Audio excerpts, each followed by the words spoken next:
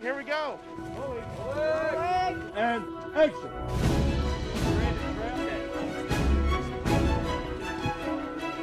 I'm a sucker for animal movies. All right, team, last night for the season. Anything with dogs, for whatever reason, has always gotten me.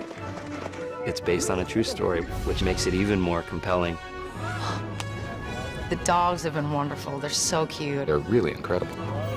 This had everything I was looking for as a director. A wonderful story that was a challenge to make.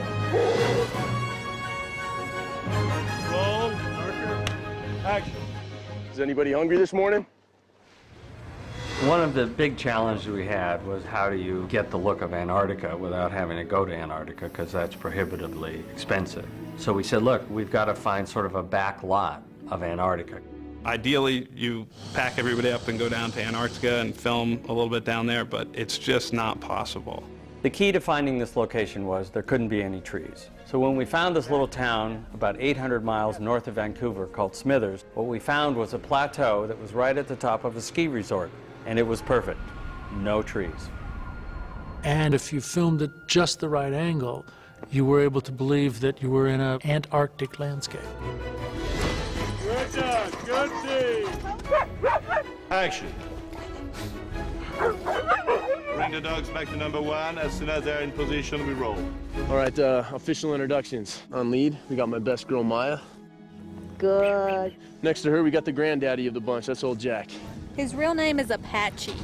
He's about 5 years old, and he's a very sweet, sweet boy. Back here, the white one. This is Shorty. Shorty was just a rebel. The dogs are supposed to be walking and tired and everything. He'd just go bounding along.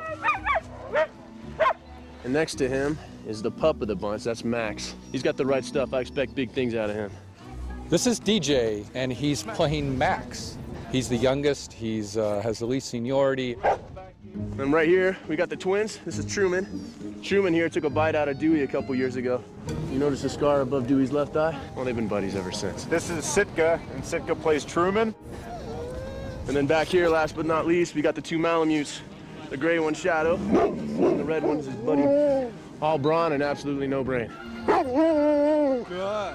We spent several weeks traveling all over Canada, the United States, finding dogs to be in the film. DJ, look. We find them through breeders and people that train sled dogs. We also found a lot of dogs actually at animal rescues and things like that. And some of the shadow dogs, for example, came from a Alaskan Malamute rescue in Tennessee. So the dogs really come from all over. Dealing with the different personalities there has been pretty fun too, you know. For every dog that we have in a movie, there's 8 all in all. Each one of them has at least 3 doubles. Only need 1 shadow, but I need 2 maxes. Generally, we have one dog that is what we call the lead dog. He's the most highly trained, he's the hero look, and he does most of the work. We also have a backup dog. So for example, if we have a shot where they have to run a long, long distance, many, many times, we'll use one of the backup dogs so that the character dog is fresh. We also have dogs that are dedicated to just sledding. We do a lot of dog sledding in this movie. I love every opportunity they give me to jump on that sled and run it wide open with the dogs through the shot. Their love of pulling is phenomenal. They get so excited when they see the harnesses coming out. And they can get going up to 40 miles an hour. It's also the symbiotic relationship between a musher and his dogs. He does everything he can for them, and in return, do everything they can for him. We trained for almost 5 months before we even started shooting. We start by training the dogs basics, sit and lie down. And then we get into training the specific things that are required by the script, which there was a lot of in this show. We taught the dogs to curl up and lie down like a dog would in a blizzard, and you get to the point where you can actually cover them completely in snow. I'm training Noble here for the slipping of the collar scene. It's a fairly difficult behavior because he has to learn to get really low and shake his head and his body side to side in order to get out of it. And we had to do a lot of things, like teaching the dogs to actually just watch Paul. So he's going to naturally look at Paul when he walks up here. Yeah. For us to shoot that, it's very difficult. We have Paul give them treats and pet them and talk to them. You know what these are, too. I can see in your eyes.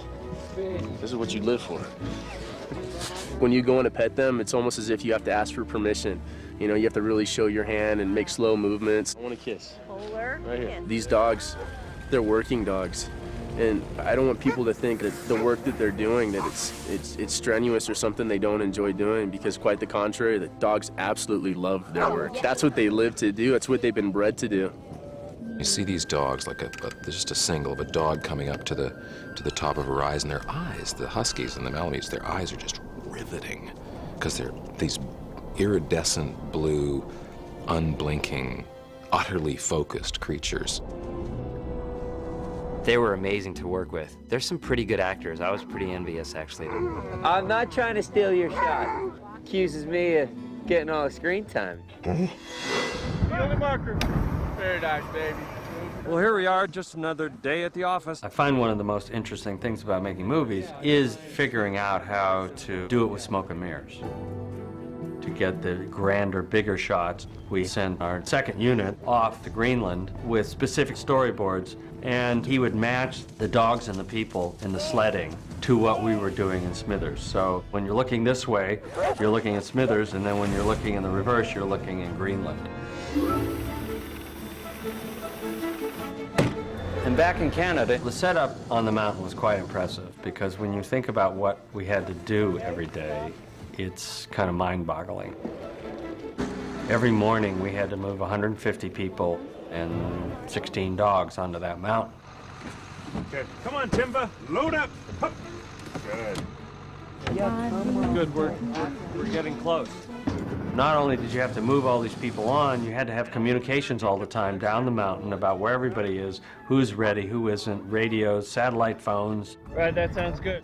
With just an amazing amount of communication back and forth that had to go on to keep this unit in operation running, and having everything on the mountain that we needed to shoot. Okay, stand by, ready to go. Charlie, take 2, ceiling marker. And action. Some days it was grueling, and the snow and the wind, and it was freezing. This was the outdoors. And action. We had challenges every day because of the weather. The weather would change in 10 minutes. Boy, it dropped, didn't it? Yeah, it dropped quick. Any given day, actors had to prepare for 3 different scenes. If it was blizzardy, we got this scene over on this set. If it was sunny in the afternoon, we'd move over to this set and get this scene. Yeah, we're in a bad spot here. Jerry, we've got a major storm coming in. Mactown wants you in right away. A lot of times in the movie, it's a real blizzard. When that wind is blowing and howling, they're in it. There were a few days there where we saw 30 below with wind chill, maybe a little colder. The order will be Shadow, Truman, Shorty, Dewey, Max. Scratch, and then he goes down and dig. No, you got it. Good, go. Noble, come here. One of our backlot locations in Smithers was a Russian fish hut. We had the dogs come over the hill and run down to the fish hut. And then we sent the fish hut to Greenland. And I did little sketches for the second unit director, who then matched into the footage that we had shot in Smithers, Canada, and those were shot in Greenland, with big giant icebergs in the background. And it matched up perfectly, and it all looked like it was in the same place. Okay, here we go. Keep glancing at him. Never take your eye off of him. She's coming to you, Doc. She's coming to you. There are a couple of scenes in the movie that were impossible to do in a real location. So bring Bruce back up, please. Mike or Jamie. Ready, quiet, please.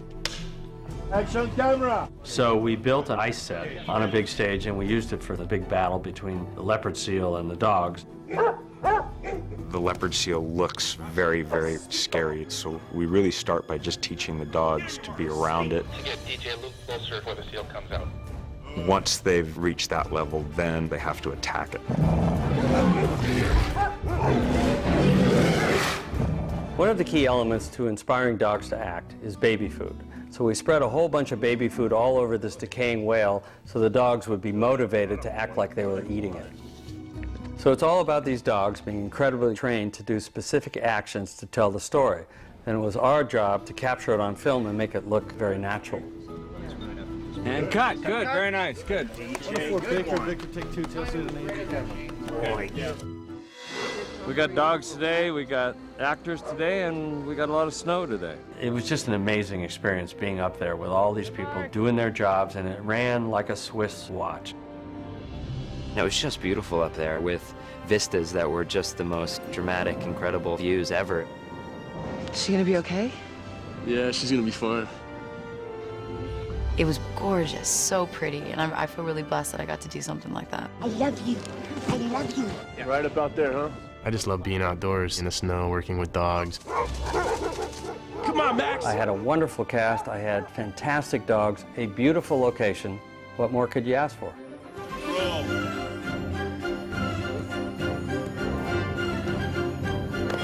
And cut, print, great.